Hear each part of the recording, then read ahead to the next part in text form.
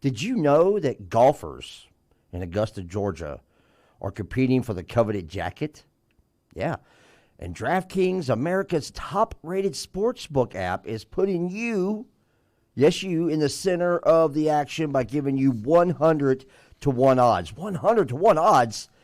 That's crazy. On the golfer of your choosing to finish in the top 10. It's very simple. Check it out. Pick any golfer from this weekend's tournament, and if they finish in the top 10, you cash in $100. Sign up for the DraftKings Sportsbook right now to get in on all of the action and choose your golfer before the tournament tees off Thursday morning. Download the top-rated DraftKings Sportsbook app and use the code Godzilla when you sign up to turn $1, that's it, $1 into $100 if the golfer of your choosing finishes in the top 10 of this weekend's tournament. That's code Godzilla for a limited time only at DraftKings Sportsbook. Must be 21 and older, Virginia only, new customers only. Restrictions apply. See DraftKings.com/sportsbook for details. If you or someone you know has a gambling problem, call the Virginia Problem Gambling Helpline at 888-532-3500. That's 888-532-3500. And now, filling in for John Fredericks, here is Doug Collins. All right. Thank you, Derek. Appreciate it, DC.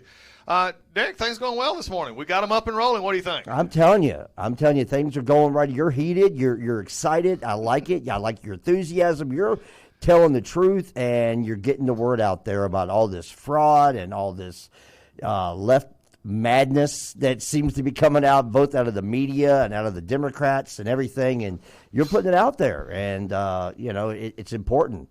Well, it's important people will hear the truth. Well, it is, and I think that the important from conservatives, and this is one of the things I want to continue on as we finishing strong here today on the show, is that conservatives, I feel like we've gotten complacent, and we've gotten complacent in the fact that we don't give back in. We back up, and I think Cindy from Florida actually talked about it. We don't want to talk about some of these issues because we're afraid of being labeled, and we've got to get over that. And whether it's from a faith perspective or a political perspective, if you take a stand, somebody will disagree with you. That's the inherent nature. I go back to an old saying, Derek. It's called motion causes friction. Mm-hmm.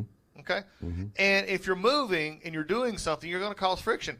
And you're going to fail at times. You're going to have to start over again. But if we don't try, then we're going to sit back. And I think the left is frankly, I think the left's beating us to that punch a little bit. Well, I think, too, that it means we're doing something right. Because if we're upsetting the left, if we're doing things and it's causing their hair to stand up, we're doing something right. That means this is what pushback looks like. If we did something and it got no ripples, then what's the point? So when we're doing things and we're standing up and we're getting a lot of friction back, it means we are going in the right direction. That's how I look at it. And you're right. People need to, look at Trader Joe's. Trader Joe's said, no, we're not changing our products. Our products are not racist. We're not going to. And I mean, people went in droves and supported Trader Joe's, and because they stood up and said, look, we've been selling these products for years and years. This is not racist. It's ridiculous. No one's ever said anything. This is all about politics. Oh, every bit of it. One of the biggest things here, too, as we finish up this, and then I'm going to switch to foreign affairs here for just a moment. We don't normally get a chance to do that, but I want to finish this comment because I think what you talk about with Trader Joe's, I got the classic one, Chick-fil-A. Right. Chick-fil-A, my home state of Georgia. It will not open on Sundays. It's never open on Sundays. And they've turned down contracts, lucrative contracts, to be in places where they would not have to compromise their values. And I thought it was funny a few years ago.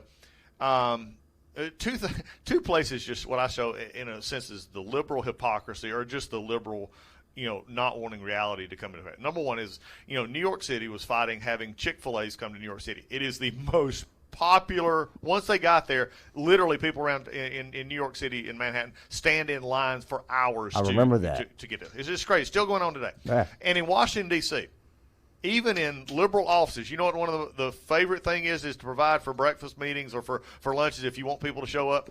Yeah, Chick-fil-A morning, yep. And they have to send people out. What kills me is they have to send them out, I think, still to almost Alexandria to get it. It's like, I mean, they're paying, staffers to go out, get up early in the morning, 2 hours early before a meeting to go out there to Alexandria to get these things. So, but anyway, let's continue on, because there's another issue that I think that's concerning to me, and it was the fact that the President Trump, over the last, made a commitment, number one, to getting us out of wars that we don't need to be in, and number two, having our strength in our military be one in which the world recognizes strength without us having to sort of lay that out and not challenge everybody else to be a part.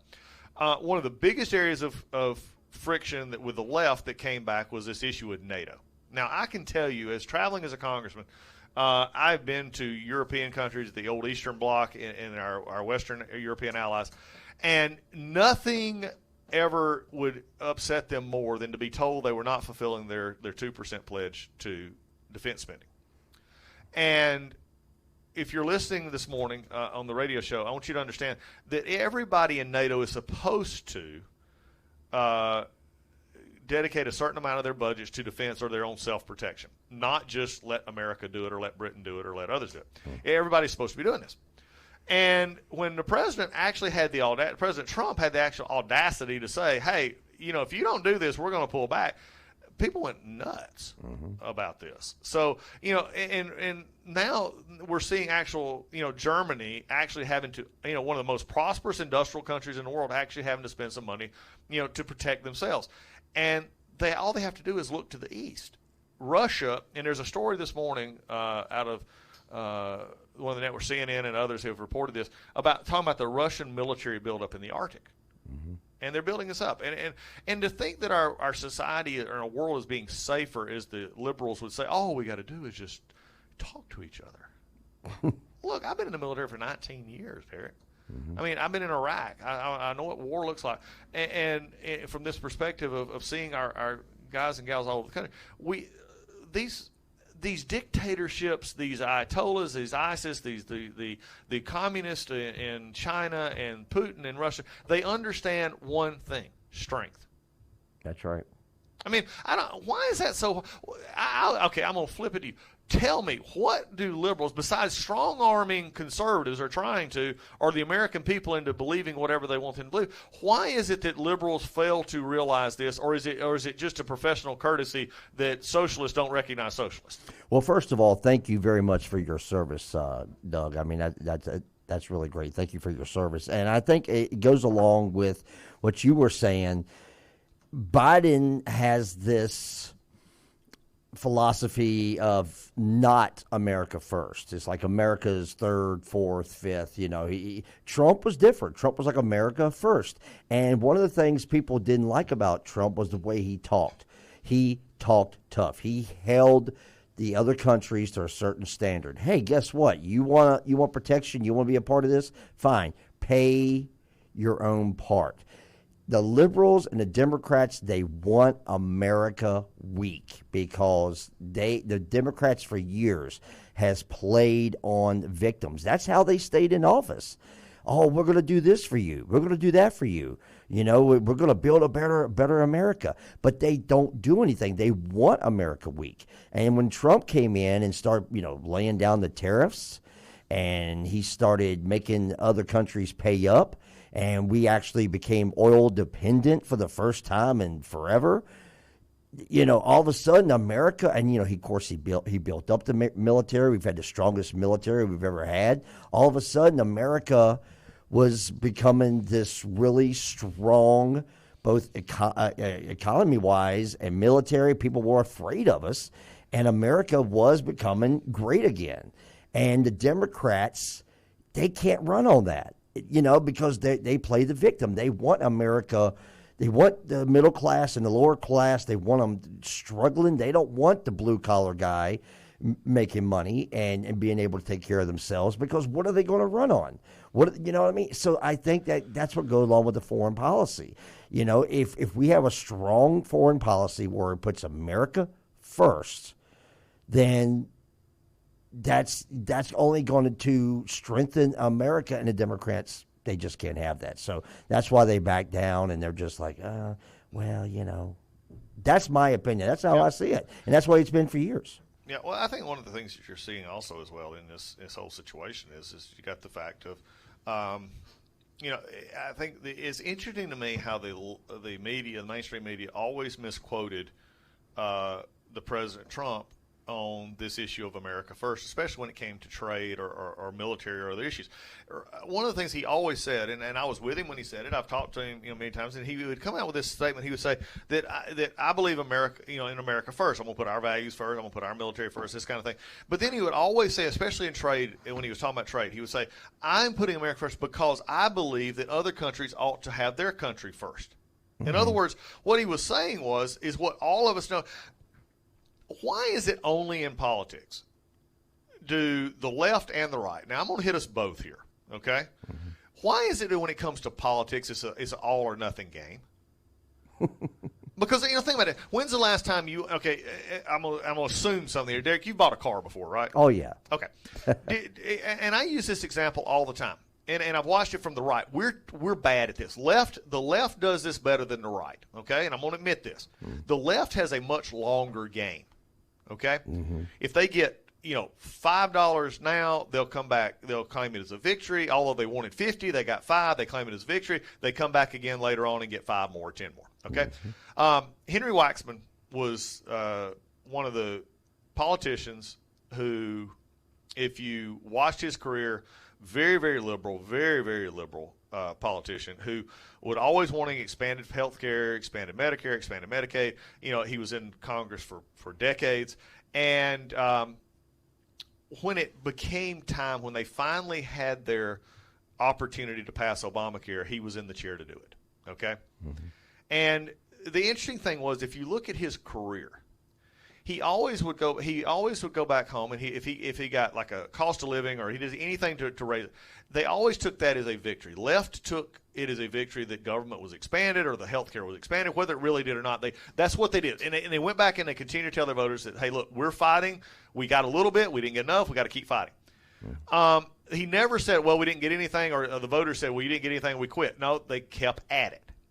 Many times on the right, we as conservatives believe that if we set the line in the sand right here on an issue that is negotiable. Now, remember, there's some things that's not negotiable, Derek. Let's just think about this. Mm-hmm. I do not negotiate on life. I am pro-life. You do not kill babies in mothers' wombs, period. Me too. That's right. End of sentence. That's okay? Right. I'm not going to negotiate on that. Mm-hmm. But that's a life issue. It's a moral issue. There are things like that. How is the best way to spend money on paving a road? Frankly, it's not a political issue. Okay, it's a preference issue. Okay, that's something that we can debate on. You want to use asphalt, you want to use concrete. I don't care. Whatever's most, cost effective. That's right. Now, but we don't. But then we take those moral arguments and then we put them into others. Conservatives do this a lot, and we'll take an argument and say on the budget or something, and we say, well, if we don't get everything, then you politicians are just going back on your word. You're idiots. Okay, right. I remember back in back in 2010, I went to Congress in 2012. We were still feeling the effects of this. In 2010, and even into 12 and 13, many politicians would say, send me to Washington, I'll do away with Obamacare. No, you won't.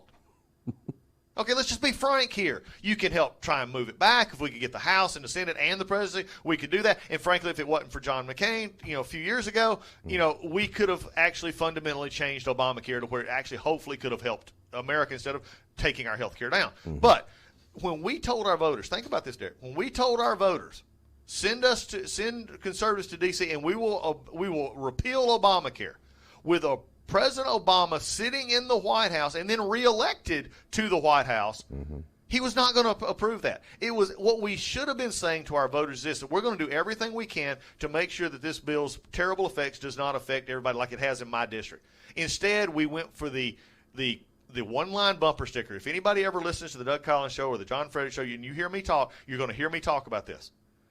The bumper stickers will kill you. They'll only make you sticky and typically make you wrong. You do not like bumper stickers. No, I mean, if it says, but the problem is what it appeals to. Right. It says that you can break down an issue into 3 or 4 words. And the big things in our life you can't break down into 3 or 4 words. I love you to my wife means far more than those 3 words. Mm-hmm. Okay? That's right. And in politics, when did we go into and say, okay, if I'm going to go down here to the car dealership, I'll bring it back to my analogy for a second. And I'm going to bring back to the point here and say, look, I'm buying a car. And I walk in, I say, okay, the dealer says it's $29,000 or $30,000. I'll make it easy for math this early in the morning. $30,000. And I say, I'm not going to do it. I'm going to offer you $24,000. And the salesperson, oh God, I can't do that. The general manager will kill me. I'm giving it away. He goes back to the back and he comes back and says, we'll do $27,500. No, can't do it.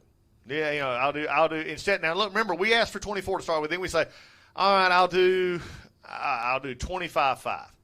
Oh, you're killing me. We go through this whole rigmarole. At the end of the day, the guy comes back after the general manager talks, and he says, okay, I'll give you $26,000 even, and I'll throw in a free oil change every year for the next 4 years. And you say, okay, I'll take it. Now, you know what happens on the many times we say, fine, we say, God, we got a great deal. We got it, we got it for $26,000. We got free oil change for the next 5 years, and life is good. You know what we say in politics on that? From the conservative perspective? Squish. You wanted 24 and you paid 26. You're a squish. I mean, when did we lose common sense in this? And I think it hurts us as conservatives. Mm-hmm. The liberal perspective, they don't give in. They get a little of what they want, and then they come back for more. And when it comes to foreign policy, when it comes to trade, President Trump had it right. He said, I expect them to put their interests first because I'm going to put our interests first, and we're going to find something that works for both. Right. And this is the part that just, amazes me that we lose out on because, in all fairness, we, for some mistaken belief, believes that this purity argument is that all we can have. And the reality is I've mentioned Reagan this morning. I've mentioned others.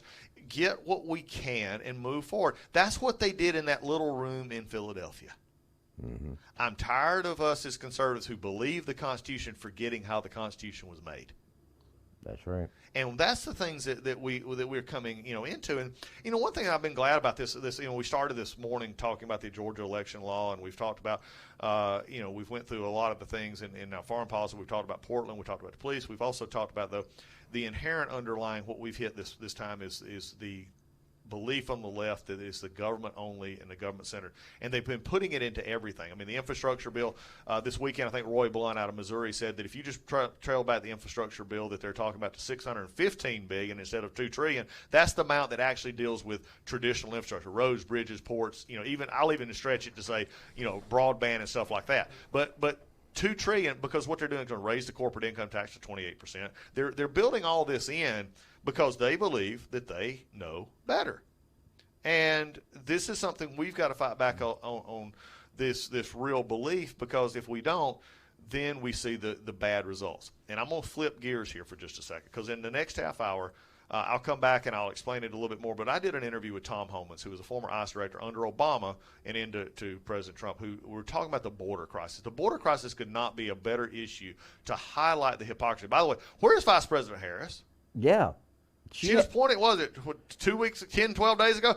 Yeah. What's she doing? She's not down at the border. I can tell you that. No, she's not at the border. She was in L.A. this weekend, so, she was celebrating Easter, but she's not done a press avail. She's not done anything. Again, I think that caught her. You talk about not communicating between the two offices. I think somebody forgot to tell, hey, we're doing this. And why is she still not in the VP mansion? I know they said they were doing repairs. Yeah. That's been done, a month now that's been done? Why is she still living at the Blair House? Who knows? At this point, but it just goes back to show that, look, they believe that a government solution is open our borders, don't talk about it. It kills me that they say, well, we don't want pictures. Why? AOC did press conferences in front of the detention centers. Like, you had Ted Cruz, and he had his camera, but he had that woman standing in front of him, and he's just like, what? I'm just trying to see. Oh, no, respect her privacy. He's like, no, the American people need to know what's going on down here. And she would not get out of the way. Like, who was that woman? Yeah, well, and what that is they don't want them to see that they have a full-blown crisis at the border. Yeah. And it's not an incident. It's not it's not a mistake. It's a full-blown crisis. So, look, we've been talking about the truth. We're going to talk about the truth even coming up in the next half hour. I'm going to introduce Tom Homan, that interview. We're going to replay that interview because everybody needs to hear what he said about this crisis on the border. You're listening to the John Frederick Show, morning show. This is Doug Collins filling in for John here on the John Frederick Radio Network. We got one more hour left. Let's get it.